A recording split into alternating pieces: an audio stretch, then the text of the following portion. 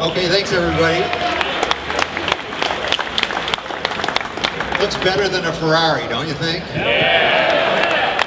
This is our Ferrari killer right here. This red car. We brought it over from the tent just to have one car for everybody to kind of be able to see and walk around. Our tent is over here where we have something like 30 folks from the Corvette team who worked on putting this car on the street. In total, there's probably over 1,000 people at General Motors who have had some role in putting this car on the street, and beyond that, all our suppliers and their suppliers, probably 10,000 people. So it's a huge army of people that really have been working for years to bring this car to you. And we've been on a mission, honestly, for quite a long time to do this, and it's been a really enormous challenge to do everything we wanted the car to do. So we're going to talk about that. We're going to walk around, talk about some of the content on the car, talk about some of the technical features of the car. But I want to introduce my co-presenters here. Everybody knows Harlan. Harlan, raise your hand. So for people who are new to Harlan, he's our product manager for marketing. So he does a lot of the definition of what the car wants to be. So all the optional content, a lot of the features that the car will have on it. He knows Corvette's history like crazy. He comes to all these events. He knows thousands of customers by name. He knows what they do. He knows what they like in their car. And he brings a lot of that perspective to the whole team. So we would not have this car, and the history will be told eventually, we would not have this car without Harlan. And so he's going to be talking here shortly. My other co-presenter is Joshua Holder. Josh is our program engineering manager. For many years I worked for Dave Hill in a similar role, kind of an assistant chief engineer job. Josh has had that job for quite a long time. He was the guy from Michigan who had to go down to Bowling Green and launch the 7th generation car. So I know many of you folks appreciate what we did for the 7th generation car. You wouldn't have that car if it wasn't for Josh, and you wouldn't have this car if it wasn't for Josh also. Huge contributor in getting this car on the street. So, thank you. So we have 14 cars here, but that doesn't mean cars are rolling off the assembly line. I wanted to give you a little bit of perspective that these are all EX VIN. If you look at the vehicle identification number, you'll see the letters E and X after that. That stands for experimental. So these are cars built actually before we start the production run. So even our early captured test fleet cars, the cars that we drive for months before we actually produce and ship cars for customers, we don't even have those yet. Those will be saleable cars. They'll have saleable VINs on them. We'll drive them. Then they'll be sold at auction to dealers a year later. So we haven't even received those cars. So these are actually pre that. So people are thinking, oh, the car's in production. We got all these cars here. We still have a ways to go. We have to do some additional test work, some final tweaking on the calibrations. That's one really nice thing about modern cars is that they're very changeable with software and calibrations. And our new electrical system lets us do over-the-air downloads, and so we can actually cause cars to be better on the fly without bringing them in. So a lot of little fine-tuning still left to do to make sure the car is perfect when we finally do start production. So this car that you see here, as I said, we've been working on this very many years. This is actually a Z51 car. Harlan will talk more about the content on the car. But we've had a great desire to improve the performance envelope for the car, but also keep everything that people have appreciated and we have grown to appreciate all the way from the 4th generation, 5th generation, 6th generation, and 7th generation, all the things that were really good about a Corvette and how it fits into your individual lifestyles. We wanted to keep all that. So we really wanted to make sure the car was easy to live with. So the car wasn't, you know, a very specific thing, maybe only good for the racetrack. We wanted to make sure the car was really good as a daily driver. We wanted to make sure the car could be used, as many of our customers do, for long distance touring, go to shows, go traveling with clubs, bring enough stuff to be comfortable on a cross-country trip. And then we also want it to be a track weapon like no other Corvette has ever been before. So combining all of those things into one car has been our magic formula that we've been trying to seek for a long time. For years, people asked me, when are you going to go mid-engine? And my answer was always, it's going to go mid-engine when we can make everything about the car better than the previous cars. And figuring out that formula has been a mission for the Corvette team for many years. And we think we finally have it here. We did a lot of lessons learned on the sixth generation and the 7th generation. For 7th generation, we cut our teeth on aluminum structure. So how do you do a very lightweight, open air aluminum structure? Built-in bowling green, that's a technology that really requires a lot of refinement, a lot of technology. And so we had to learn to do that. We did learn to do that on C7, took all those lessons, baked it into the aluminum structure in this car.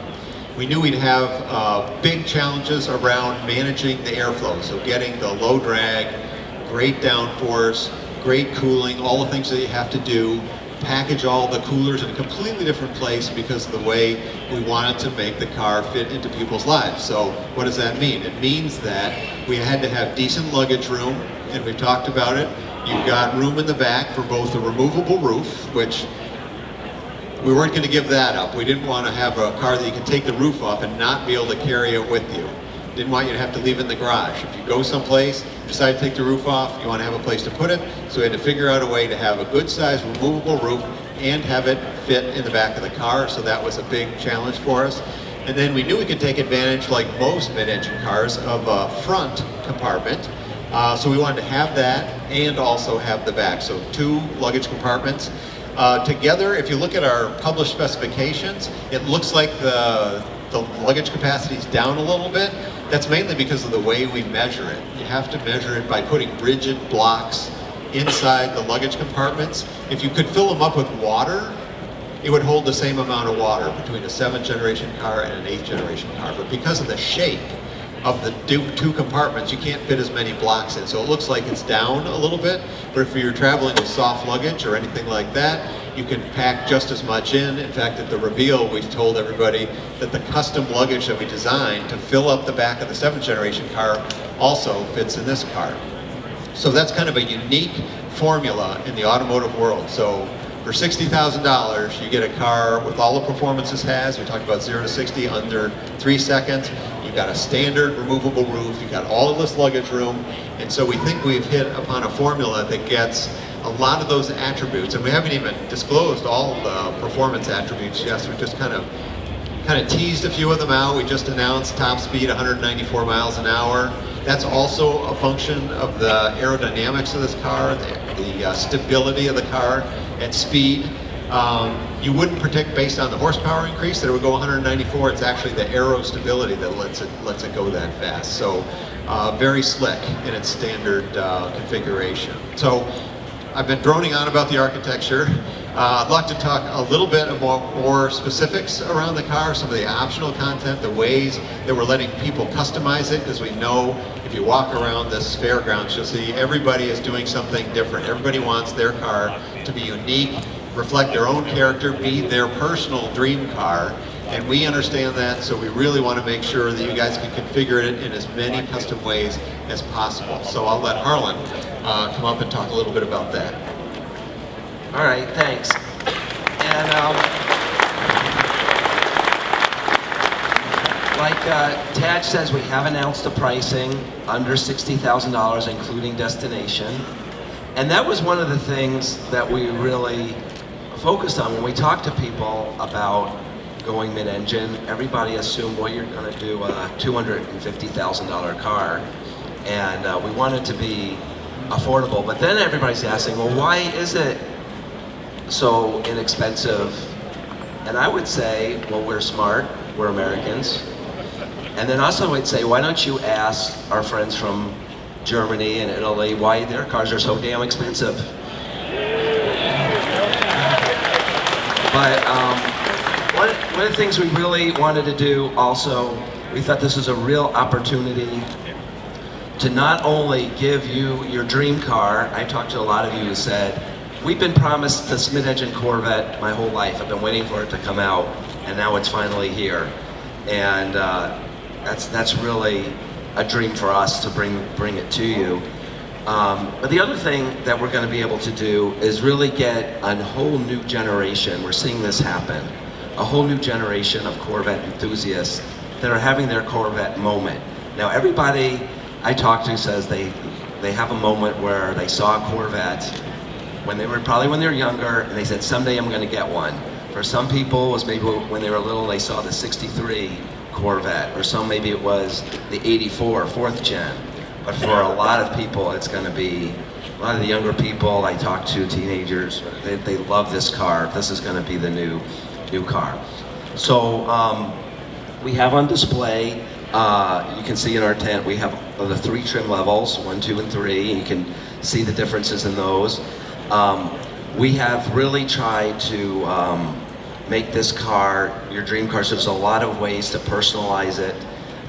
We have 12 exterior colors. We have 6 interior colors, but it's really about 9 different types of interiors you can get. 4 different wheels and 2 different designs from the factory. Lots of accessories, including things like carbon fiber ground effects, high wings, things like that as well. We have brake colors. We have now seatbelt colors, stitching colors. You can really personalize it. We've also added some new features, new to Corvette, that we haven't had. Things that people will appreciate, and one of the things reason why we bring such a big team here to Carlisle is talking to all of you. You're a big part of this car as well, so we take suggestions and input, and a lot of this car is from that. So we have things like the rear park assist, side blind zone, rear cross traffic alerts.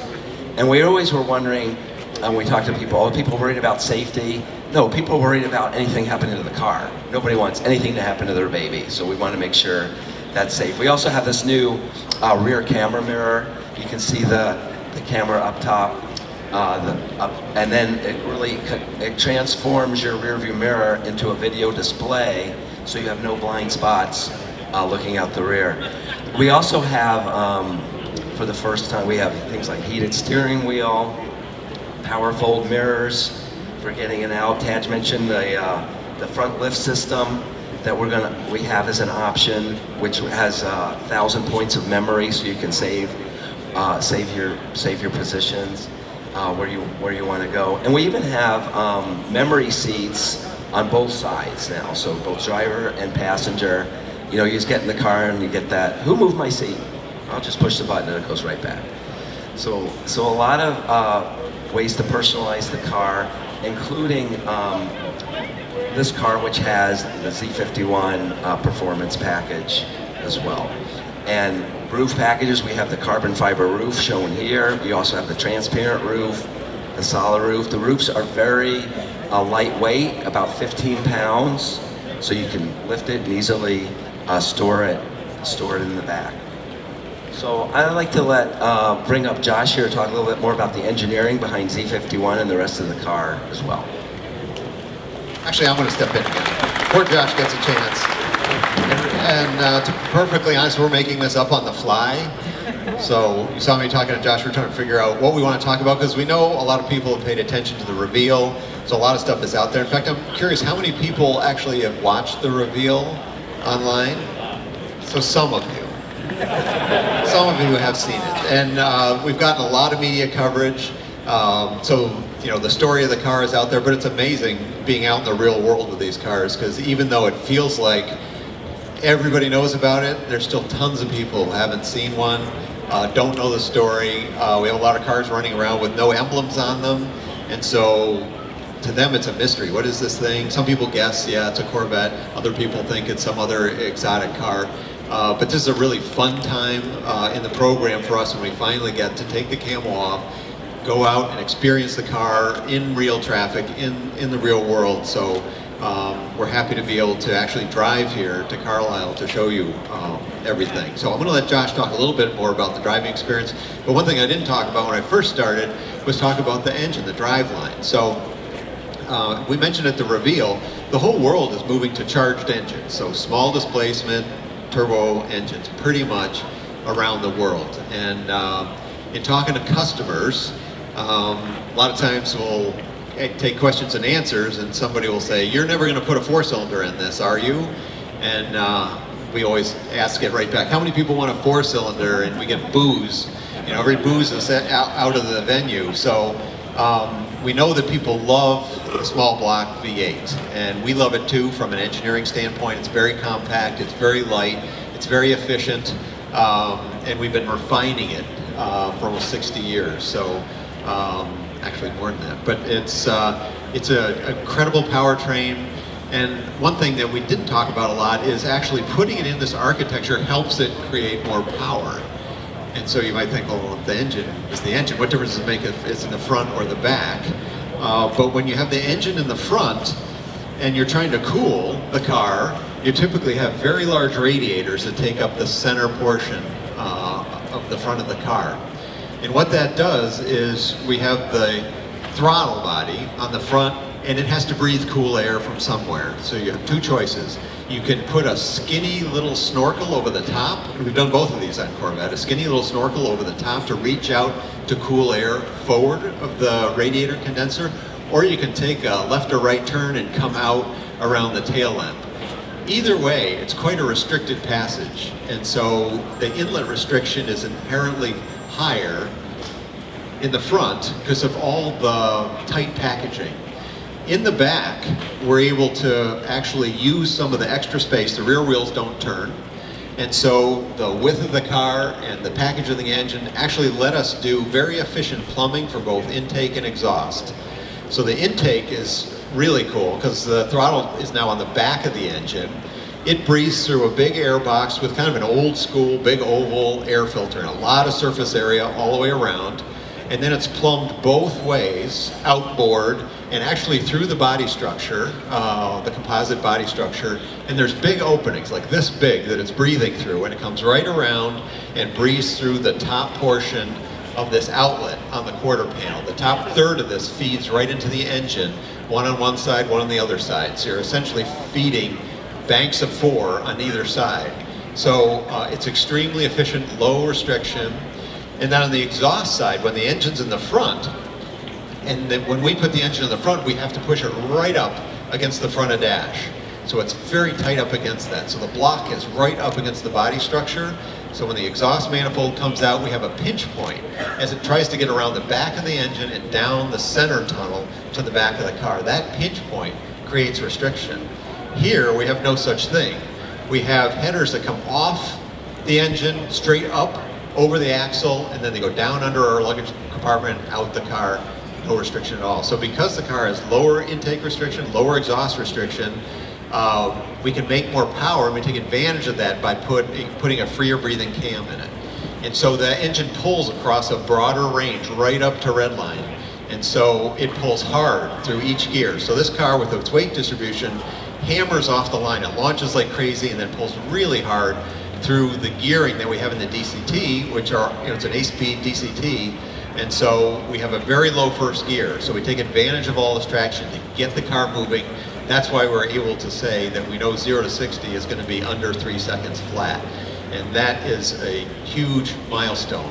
That DCT lets us keep power to the wheels through every shift, which is also very nice. We also can tailor the shift such that if we want to use the engine's inertia to make the car move forward even faster, we can slam those clutches and give you a shove in the back with each gear change. And you have the full engine torque plus that inertia helping propel the car forward. That's another reason the car accelerates so quickly off the line. So we're really proud of the driveline, and it really integrates well into the architecture, and it gives you an amazing driving experience. So I wanted to bring up Josh to talk a little bit. He spent as much time as anybody in these cars, so I wanted him to give you a little bit of perspective. Thanks, Tadge.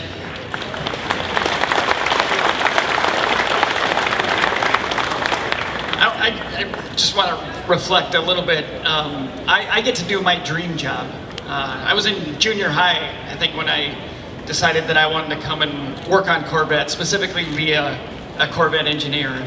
And to be a part of this hardworking, talented team that brought this, we're standing around history. This is historic for Corvette, and to be a part of this team, to get to work on this car at this time is something really special. we've talked a lot about the stuff you can see on the car. This Harlan mentioned a little bit. This is the Z51 package. So this is our performance package. A lot of you are used to. It comes with a front splitter and the rear spoiler that you can see. Larger J55 brake system. The PS4 performance tires. Electronic limited slip differential. An extra radiator in the back of the car, so we've got added bulk cooling capacity to the car that Tadge talked a little bit about. And you get all that for the bargain price of $5,000. So another example of tremendous value. Getting to drive this car, and I can't wait till more people get to do that. Where you're sitting in the car, your feet are literally on the front tire. And the command view down the road is like nothing those of us that have Corvettes are used to. You're not looking over a long hood, you're looking at the road. You can see everything in front of you. When you're driving the car, especially driving the car hard, you want to place it in the corner, you know exactly where the car is. Because of the weight distribution of our mid-engine architecture, about 60% of the weight on the back, the center of gravity is moved rearward. And it now is right about where you're sitting, right in the middle of the seat. So the car literally rotates around you. And when you're exiting a corner, you can plant power like none of us are used to. We're used to being very careful with high horsepower cars. This car puts power to the road like nothing we've ever experienced. It's just an amazing, amazing car to drive, and we can't wait till more people get to experience it. Another thing that we didn't talk about today, but it's a very cool new technology for us, is the front lift system. So available with the E60 option is a hydraulic lift system that will pick the front of the car up about 2 inches. When you activate a button to lift the car up, the system will ask you if you want to remember that position. Say you're going into your driveway. If you do, you can acknowledge it, and the next time you encounter that obstacle, it'll remember and lift the car for you. You guys have more you want to cover? There's so much to talk about on this car. Like we've all said, we could go on and on and on and on. But you want to go? I'll let Harlan go next. Thanks. Thanks, Josh. I do want to touch on some of the questions we get. So I know a lot of you guys are, ladies and gentlemen here, are ordering or configuring or getting on. So I want to tell you to get on Chevrolet.com. If you haven't done it yet, go to the visualizer.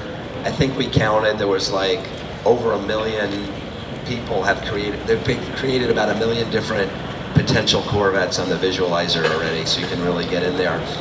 One of the new things we did is with the seats. We actually have 3 different types of seat configurations now. We have a GT1 seat, as we call it, which is our standard seat, which is a great all-around seat for both comfort and support. And then we have 2 ways you can option up. Both have carbon fiber inserts, and you can go 2 ways. If you're hardcore track oriented, you want the ultimate in support, go for the competition sport.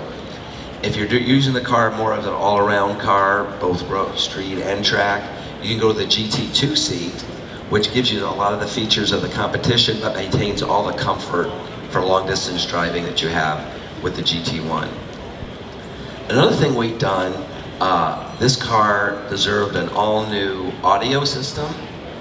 So we are the first Bose Performance Series branded system in a sports car. So it actually has 14 speakers, which is a lot for, a 2-seater car as well. So it's a great sound system. We also done in the interior, we have a 12-inch cluster that's reconfigurable. And you can actually program what gauges you'd like to be displayed on the left side. And on the right side, there's a lot of different functions, from trip computer to audio to performance, like 0 to 60 times, lap times, things like that. And then we have a center screen that's 8 inches for your navigation, audio, all your regular functions as well. And we made the steering wheel flat on top and flat on the bottom in order that you get the great view of that from the road. And then on the steering wheel, we have much larger paddles because I want people to know that, yes, we do have a manual Corvette. It is this kind of manual, not this kind of manual. But we do have a manual Corvette, and it's very fun to drive, just not as much work. So it shifts very quick, under like 100 milliseconds, about a tenth of a second to shift. And it's very engaging. You can also activate the clutch, but instead of using your foot, you can hold both paddles in to declutch the car. So you have a lot of control, or you can put it in drive, a lot of traffic on a long trip, and drive it the way we want. We've also expanded our driver modes. We pioneered that with the 7th generation Corvette. We now have what we call the Z mode. So if you look in the cars, you see that big Z button. What you can do there is you can make your ideal configuration. So you can control steering, throttle, progression. We even have brakes now, how the exhaust sounds, powertrain, transmission shifting. You can pick your ideal combination, program that, and all you have to do is start the car, you hit the Z button, and you have that ready to go. We're gonna have it programmed from the factory with a combination of sport and track modes, which we just thought were a lot of fun, really brings out the character of the car. So anytime you're on a fun road, you can just hit that Z button and enjoy it. So there's so much detail in this car to go over. We tried to put a lot of thought into it for everybody, and I just can't wait for all of you to experience it for yourselves. Thanks, Harlan.